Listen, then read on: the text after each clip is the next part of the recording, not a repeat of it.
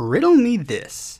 What is one of the earliest mainstream horror films?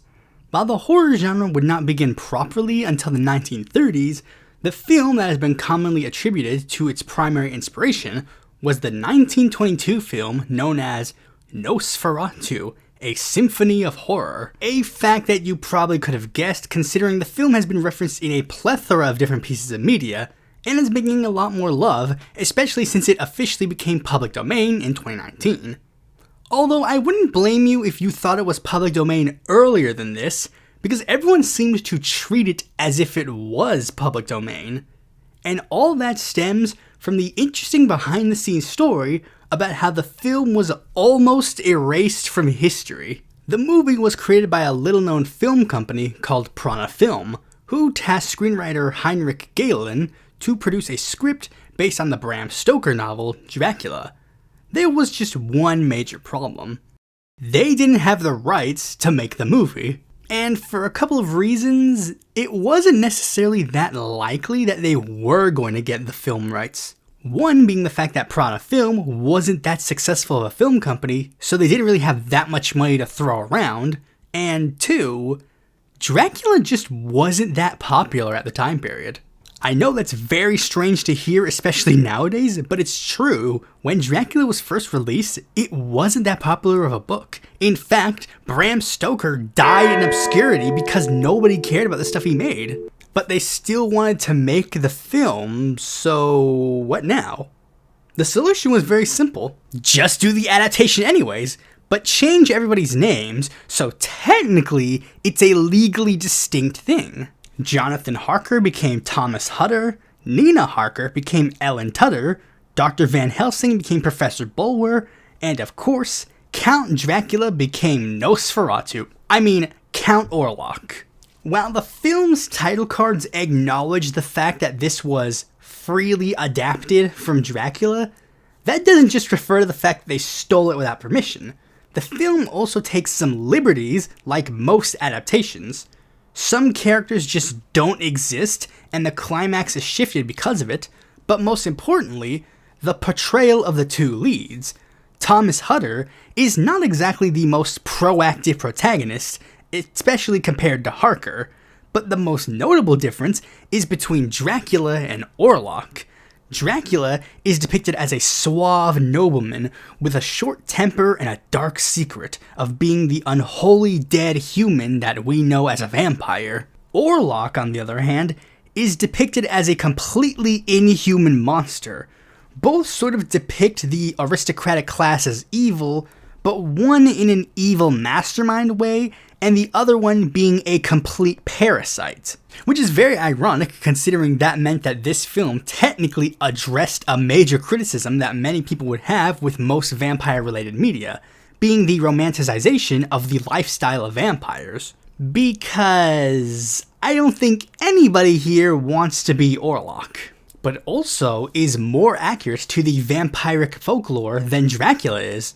Speaking of, the movie actually added an aspect of lore to the vampire mythos: sunlight killing them. Prior to this, vampires were of course depicted as creatures of the night, but sunlight was just uncomfortable to them. It wasn't a way to kill them. This film changed that, so now that is just intrinsically linked to vampire mythology. And that actually serves as a good transition to another interesting element of this film. This film was made in an era that none of us, I repeat, none of us know. An era before Dracula became a trope. An era where Dracula and Dracula's story was completely 100% serious, with film critic Kim Newman stating Nosferatu was, quote, the only screen adaptation of Dracula to be primarily interested in horror. Nowadays, most media regarding Dracula and vampires is specifically subverting the tropes that we all associate with Dracula, which mostly ties its roots back to the 1930 Universal film. Allow me to use another IP to explain this phenomena, and due to its association with the character of Nosferatu, let us use SpongeBob SquarePants. We know SpongeBob is an extremely popular IP, It's been on the air for longer than I have been alive, spawning so much merchandise, parody, mimicry, etc., to the point where we kind of understand the tropes and we understand what the SpongeBob IP and story is. The show's basically become a trope of itself. Now, keeping that in mind, go back and watch the first couple of episodes. It is almost night and day with what is being aired of that IP today, because that stuff was written and produced before it became a massive hit, before it became a trope of itself, before all that. And that's for an IP that's only existed for 26 years. Dracula has existed for 128 years, so the effect is borderline tenfold. As mentioned before, we consider Dracula to be one of the great literary characters now, but at the time, people were at most indifferent to his existence. The book didn't sell well, and his notoriety almost exclusively is owed to the film and stage adaptations of it that came afterwards. So you can kind of see why the film Nosferatu is a bit more important than you might initially realize when just thinking of it as a ripped-off adaptation of Dracula. And to think this relic from a long-gone era was almost ripped away from us and erased from history. You see, this was long before information was readily available across the globe, so it was actually really easy to get away with copyright infringement, especially if you were in a foreign country that spoke a different language. So the German film company was able to easily get away with stealing Dracula from the English-based Stoker estate. That was, until somebody snitched to Florence Stoker, revealing the film's release to her. Now, as mentioned prior, barely anybody cared about Dracula, and Florence was no different, but she was still paying off her husband's debts due to his failed career as an author, so she naturally felt a little bit miffed when she saw that there was another group of people who stole this thing that wasn't successful for her husband and was ruining her life, and they were actually making some money off of it. So she decided to sue Prana Film for making this movie, especially with rumors spreading that Prana Film was actually interested in taking this film globally. Prana tried desperately to get out of trouble, even going so far as to declare bankruptcy, but they were clearly not in the right on this, at least legally. So not only did they have to pay her, but she also ordered that every single copy of the film be burned, and the people scoured Europe trying to find any prints that remained. However, as there were already talks of going global, at least one film reel managed to get out of the US, and due to Bram Stoker not filing the proper copyright here, Dracula was already considered legally public domain in the USA, so there was nothing that Florence could do. As such, Nosferatu began a new life in the United States through bootleg copies, but only if you translated the title cards to be about Dracula, because if you considered it a Dracula film, it was considered public domain. If you counted it as its own separate thing, then it would still be under copyright, which became noticeable when people wanted to actually look at the film Nosferatu as its own thing and do something to be derivative of it, such as when Werner Herzog made a remake of the film in 1979, but didn't use any of the quote-unquote official names because they weren't in the public domain. Regarding the famous SpongeBob appearance, notice that they call him Nosferatu and not Count Orlok, because copyright issues that might arise from using that name.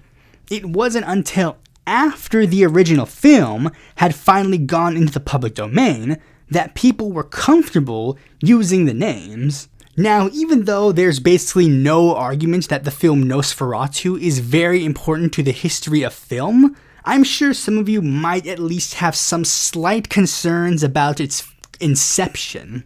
Because yes, there really is no ifs, ands, or buts around it. The film Nosferatu was 100% copyright infringement. Piranha Films broke the law when creating the film Nosferatu.